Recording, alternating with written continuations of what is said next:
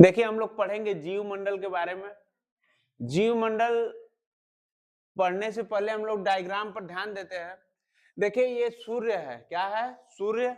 और सूर्य जब प्रकाश देता है तो ये प्रकाश संश्लेषण की क्रिया से क्या होते हैं? पेड़ पौधे जीव जंतु क्या होते हैं? उत्पन्न होते हैं। मैं बताया था ऊर्जा का पिरामिड और संख्या का पिरामिड, ये सब जो बताया था कि प्रकाश संश्लेषण से आपका पेड़ पौधे होंगे, पेड़ पौधे को टिड्डे खाएंगे, सब बता चुका हूं पिछले सेशन में, आप देख लीजिए।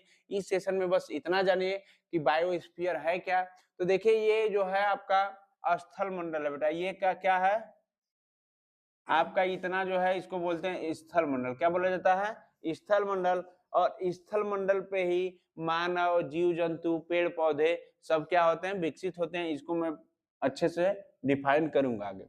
ये है जीव मंडल, ठीक है। जीवों का मंडल, यहाँ पे विनाइट्रीकरण होता है और नाइट्रोजन स्थिरीकरण होता है, जो यहाँ पे जाता है ये बाहर आता है। ये जो भाग आपका यहाँ से यहाँ तक देख रहे हैं, ये सब भाग जल मंडल का है, ठीक है। और इधर देखिए श्वसन क्रियाएं, ये सब इसी मंडल पर होती हैं, ठीक है। तो आप लोग ये चित्र को क्या करिएगा, डायग्राम को बना लीजिए। उसके बाद में बारी बारी से जीव मंडल क्या होता है, जीव मंडल के कितने प्रकार में बांटा गया है, उसको पढ़ाते हुए आगे टॉपिक को जारी रखेंगे। पहले आप लोग क्या करिए, इस डायग्राम को बना लीजिए।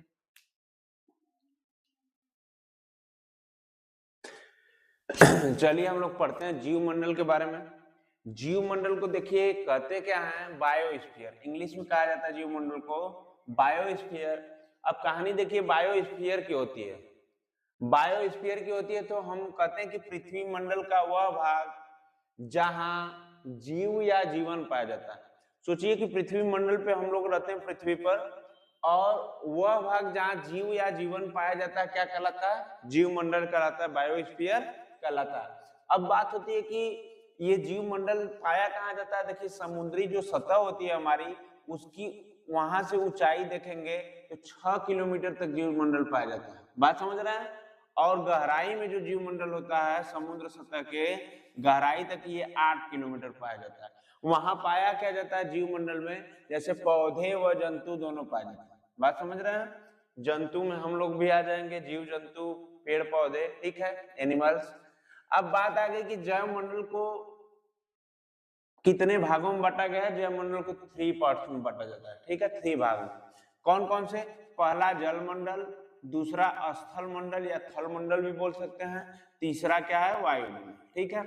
आप लोग ये भी कह सकते हैं कि देखिए ये नेवी है, जल मंडल नेवी, और थल मंडल अपनी आर्मी, इंडियन आर्मी, और जो वायुमंडल है ये बोलते हैं कौन सा? एयरफोर्स, ठीक है।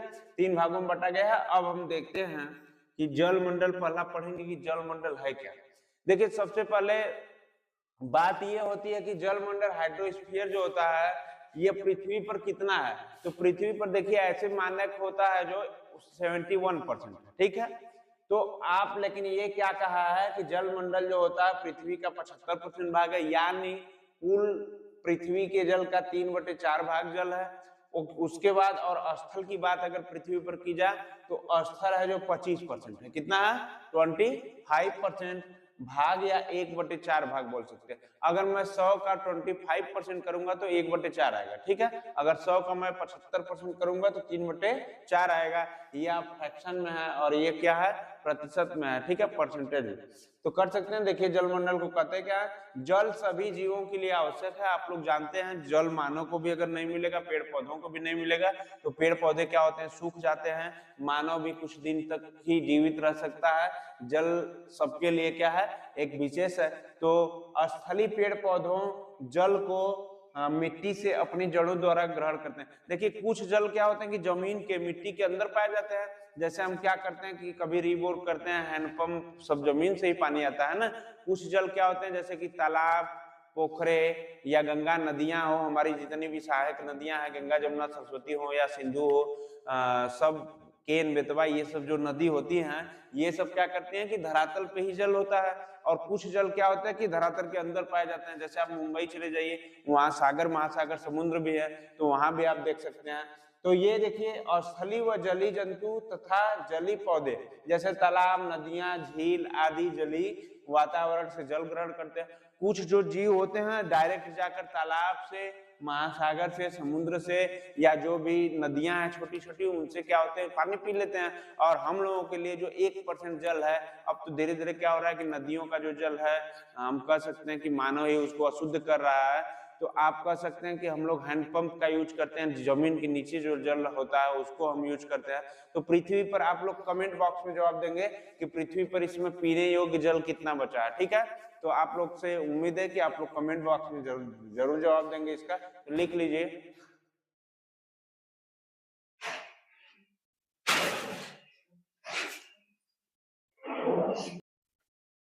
चलिए हम लोग पढ़ते हैं स्थल मंडल के बारे में। दूसरा हमारा क्या, स्थल मंडल। स्थल मंडल को इंग्लिश में देखिए क्या कहते हैं, लिथोस्फीयर। क्या कहते हैं, लिथोस्फीयर। ये भूलिएगा मत, कहीं कहीं केवल इंग्लिश ही दे देता है, ठीक है। तो स्थल मंडल को कहते हैं लिथोस्फीयर, इसके बारे में समझेंगे। देखिए जो भी मैं मंडल आपको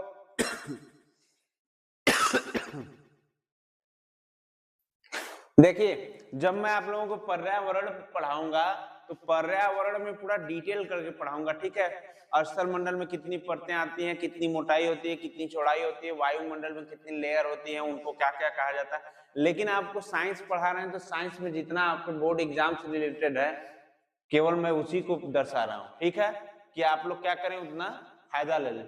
देखिए स्थल मंडल के स्थलीय जीवों को खनिज लवण तो मिलते ही हैं, साथ ही यह उनके लिए रेतीला आधार भी बनता है। रेतीला आधार बनने का कारण देखिए फायदे क्या होते हैं, जिसमें पौधे उगते हैं। क्या उगते हैं, पौधे उगते हैं।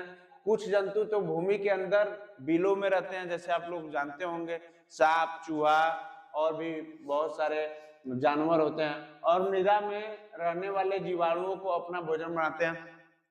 जितने मृदा में रहने वाले जीवाणु होते हैं आप कह सकते हैं कि जैसे calcium, sodium, potash, magnesium, silicon, aluminium, लोहा, ये सब क्या होते हैं बेटा, आदि ये जो लवण होते हैं ये ऑक्सीजन होते हैं। इनको क्या करते हैं, इनको एक खाते पीते हैं सब।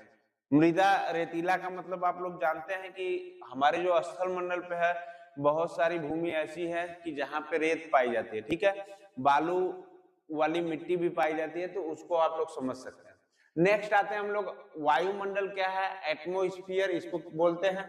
इसमें देखिए पृथ्वी के चारों ओर स्थित वायु के आवरण को वायुमंडल कहते हैं। यह समुद्र तल के ऊपर लगभग 320 किलोमीटर तक फैला है। इतना तक आप लोग जानते रहिएगा, समुद्र के ऊपर, ठीक है, कितने किलोमीटर, 320 किलोमीटर तक फैला हुआ है। उसके बाद समुद्र तल के 160 किलोमीटर तक का भाग वायु और मौसम से प्रभावित होता है। मैं वायुमंडल की लेयरों के बारे में जब मैं पर्यावरण पढ़ाऊंगा, आप लोगों के सिलेबस में नहीं है, बाहर से कभी इच्छा आप लोगों की करेगी तो मैं आप लोगों को क्या करूंगा, देखिए 160 किलोमीटर तक का भाग वायु और मौसम से क्या होता है, प्रभावित होता है। मैं जब आपको पर्यावरण पढ़ाऊंगा तो विस्तृत पढ़ाऊंगा कि कौन सी लेयर कहाँ पे बनी हुई है, ठीक है। देखिए वायु क्या होती है, उष्मा की कुचालक होती है, सुचालक नहीं होती है, उष्मा की कुचालक होती है। जलवायु को नियंत्रण करने में वायु महत्वपूर्ण भूमिका निभाती है। देखिए कभी गर्मी, कभी वर्षा, कभी क्या होती है, तो उसको नियंत्रित करने में, जलवायु को नियंत्रित करने में वायु बहुत मददगार होती है, ठीक है। आगे देखते हैं, जैसे ऑक्सीजन, नाइट्रोजन, कार्बन डाइऑक्साइड, जलवाष्प, ये सभी घटक जीवों के लिए क्या है, जीवनदायक है। क्योंकि मनुष्य को क्या चाहिए, ऑक्सीजन चाहिए, कुछ लोगों को नाइट्रोजन चाहिए, पेड़ पौधों को कार्बन डाइऑक्साइड चाहिए, जलवाष्प चाहिए। ये सभी घटक क्या होते हैं, जीवों के लिए जीवनदायक होते हैं। तो आप लोग इसको क्या करिए, नोट कर लीजिए जल्द से जल्द। देखिए आप लोग देख सकते हैं कि आज एक न्यूज आई है सुबह सुबह। न्यूज ये है कि देखिए चांद के पार, चलो आप लोग मूवी देखे थे, लेकिन चांद पर एक बन रहा है होटल। क्या बन रहा है, होटल। और होटल का मतलब ये होता है कि ठहरने की व्यवस्था, ठीक है। जब आप चांद पे जाएंगे तो आप ठहरेंगे। देखिए उसमें काम कौन कर रहा है कि इसको एक स्टार्टअप चांद पे ठहरने की व्यवस्था बन रही है। 2032 तक इसे पूरा करने का जो सपना भी दिखाया है, और कैलिफोर्निया बेड स्पेस स्टार्टअप इस पर काम कर रहा है, ठीक है। और दुनिया का पहला परमानेंट ये होटल बनेगा जो कि आप कह सकते हैं ये एक कल्पना नहीं है, ये इस पर काम करना शुरू हो गया। ठीक है, तो लगभग हम लोगों का जो भारतीय गाने बनते हैं लगभग ठीक ही बनते हैं। ठीक है, अब चांद के पार चलो, अब चांद पर जाने की जरूरत है, पार तो हम लोग हैं। ठीक है, तो हम लोग शुरुआत करेंगे। शुरुआत है प्राकृतिक संसाधनों का संरक्षण। देखिए जो भी नेचुरल रिसोर्सेस हमको मिले हैं इसका हम संरक्षण कैसे करेंगे। Classification of natural resources. देखिए प्राकृतिक पारितंत्र का कोई भी घटक जिसका उपयोग मानव अपने कल्याण के लिए करता है प्राकृतिक संसाधन कहलाता है। हम आज क्या है कि पेड़ पौधों का उपयोग देखो कैसे कर रहे हैं, प्राकृतिक ही है। हम तो ऐसा नहीं है कि मानव बनाया है पेड़ पौधों को, लेकिन प्राकृतिक है। उसका देखिए उपयोग कैसे करता है मानव, ऑक्सीजन के रूप में, लकड़ी के रूप में। आज देखिए जिस हम कह सकते हैं कि जिस रूम में रह रहे हैं उसमें खिड़की दरवाजे जो लग रहे हैं सब किसके हैं, लकड़ी के ही हैं। आज आप जिस टेबल पे बैठकर पढ़ रहे हैं वो भी क्या है, लकड़ी के ही है। तो ये सब चीजें जो है हम लोग क्या करते हैं कि प्राकृतिक संसाधन का उपयोग करते हैं। जैसे देखिए मृदा, मिट्टी का उपयोग, प्राकृतिक ही मिट्टी है, मिट्टी को इंसान तो बनाया नहीं है, मानव बनाया नहीं है। तो मृदा हो गया, जल हो गया, वन हो गया, घास फूस हो गया, ये सब क्या है प्राकृतिक संसाधन है। मैं इसको पढ़ा भी चुका हूँ, फिर भी ये सोचा कि आप लोगों को पढ़ा दें, आप लोग भूलते बहुत जल्दी है। तो इस क्रम में देखिए प्राकृतिक संसाधनों का वर्गीकरण होता है। प्राकृतिक संसाधनों का जो वर्गीकरण होता है कितने भागों में होता है, 2 वर्गों में होता है। पहला कौन सा, अक्षय संसाधन, और दूसरा है क्षय संसाधन। नाम ये है इसका, अक्षय संसाधन का मतलब जो संसाधन कभी नष्ट नहीं होंगे उनको अक्षय कहा जाएगा, और जो संसाधन नष्ट हो जाएंगे उनको क्या कहा जाएगा, क्षय कहा जाएगा। जैसे मैं परिभाषा डेफिनेशन को आप लोग समझिए, देखिए ये अक्षय संसाधन पर, ठीक है।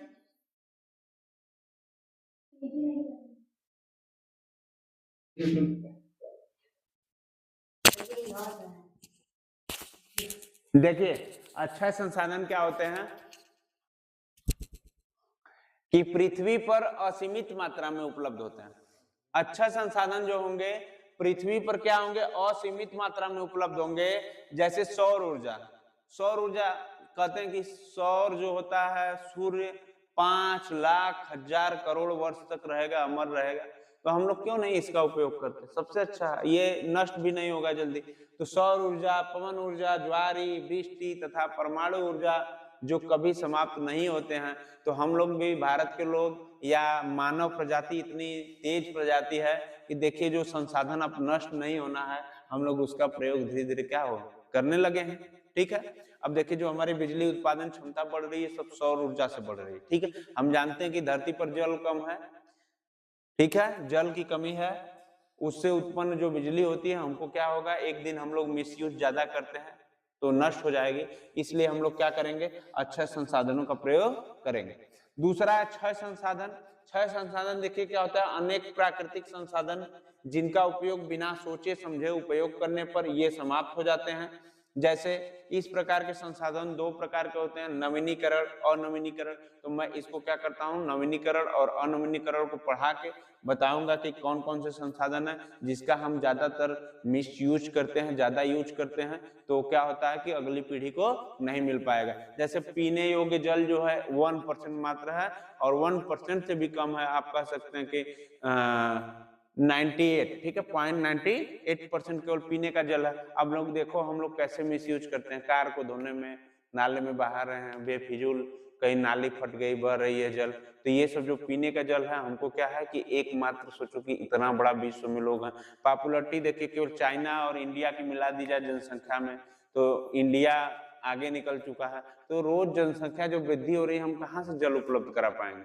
ठीक है, तो ये क्या करते हैं कि इन्हीं को बचाना है। देखिए नवीनीकरण और अनवीनीकरण हम लोग इसको समझते हैं आगे। पहले आप लोग क्या करेंगे, नोट कर लीजिए। और देखिए आप लोग जितना कठिन संघर्ष होगा आपका, जीत उतनी ही क्या होगी, शानदार होगी। इसी के साथ हम लोग आते हैं प्राकृतिक संसाधनों का संरक्षण पढ़ रहे थे, उसमें पहला क्या है, नवीकरणीय, और दूसरा क्या है, अनवीकरणीय संसाधन। ये होते क्या है इसको समझना है हम लोग को। लेकिन नवीकरणीय संसाधनों की वृद्धि तथा पुनरुत्पादन क्षमता को आसानी से नियंत्रित किया जा सकता है बड़े स्तर के प्रयोग से पूरी तरह ये क्या होते हैं, समाप्त हो जाते हैं। जैसे हम कहेंगे कि वन का अगर हम यूज ज्यादा करने लगेंगे, आवश्यकता से अधिक वनों की कटाई करने लगेंगे, तो वन क्या होंगे, एक दिन पूरी तरह क्या होंगे, समाप्त हो जाएंगे। दूसरी चीज जो है, चारागाह हमको प्राप्त नहीं हो पाएंगे ज्यादा इस्तेमाल करने से। जल, अगर हम पीने योग्य जो जल है हमारा, अगर ज्यादा यूज कीजिए, ज्यादा इस्तेमाल कीजिए, तो ये भी क्या होंगे, समाप्त हो जाएंगे। कृषि तंत्र हमारा फेल्योर हो जाएगा ज्यादा इसका प्रयोग करने से। वन्य प्राणी, जब वन की कटाई होगी तो वन्य प्राणी कहाँ जाएंगे, गांवों में जाएंगे, भगकर शहरों में जाएंगे और उनको क्या किया जाएगा, मार दिया जाएगा। तो ये भी क्या होंगे, समाप्त हो जाएंगे। जो प्राणी एक बार मार दिए जाएंगे वो तो वापस आएंगे नहीं दोबारा। ठीक है, देखिए यहाँ पे दूसरा क्या है, अनवीकरणीय संसाधन, नॉन रिन्यूएबल रिसोर्सेस, इसके बारे में पढ़ते हैं। देखिए जैविक जातियां अनवीकरणीय क्या है, संसाधन है। अब जैविक जातियां के बारे में जानिए कि ये भी क्या है, अनवीकरणीय है। यदि कोई जैविक जाति एक बार पृथ्वी से विलुप्त हो जाती है तो उसे मानव फिर से निर्मित नहीं कर सकता। जैसे हम कह सकते हैं बहुत से अजैविक संसाधन भी अनवीकरणीय संसाधन कहलाते हैं। जैसे कोयला, कोयला कहाँ से, खनिज पदार्थ है, हमारे यहाँ मिट्टी से प्राप्त होता है, जमीन के अंदर से। अगर ये एक बार समाप्त हो गया तो दूसरी बार आपको क्या होगा, नहीं मिलेगा। दूसरी चीज देखिए, पेट्रोल, पेट्रोल का दाम इतना क्यों बढ़ रहा है, क्योंकि पेट्रोल एक सीमित मात्रा में है पृथ्वी पर। जो आप इसका पेट्रोल का मिसयूज कर रहे हैं, आप देख ही रहे हैं कि गाड़ियां जो हैं कि हर साल ज्यादा से ज्यादा लोग कर रहे हैं कि किसी के पास आवश्यकता एक बाइक की है या एक कार की है तो क्या रख रहा है, 10 ठो कार रख रहा है, पैसे के हिसाब से, जिस हिसाब से है वो व्यक्ति उसका एक तरह से दोहन ही कर रहा है।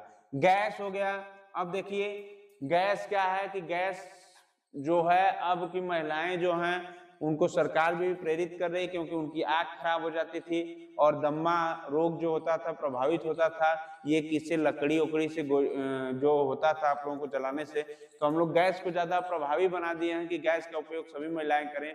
फ्री गैस भी वितरण हुआ कुछ दिन। तो ये गैस तो सीमित मात्रा में ना है, ये भी एक दिन क्या होगा, समाप्त हो जाएगा। धातु जैसे लोहा है, टीन है, एल्युमिनियम है, प्लास्टिक है, ये सब जो भी धातु में बनी है आप कह सकते हैं, तो ये भी क्या होते हैं कि एक दिन क्या होंगी, समाप्त हो जाएंगे। तो ये रहा हमारा नवीकरणीय और अनवीकरणीय संसाधन, आप लोग नोट कर लीजिए। आज के लिए आज का सेशन इतना ही हम रहने देते हैं। ठीक है, आपको अगर वीडियोज की क्वालिटी और कंटेंट और हम अच्छे लगते हो तो क्या करिए, लाइक शेयर और सब्सक्राइब जरूर करते रहिए। धन्यवाद।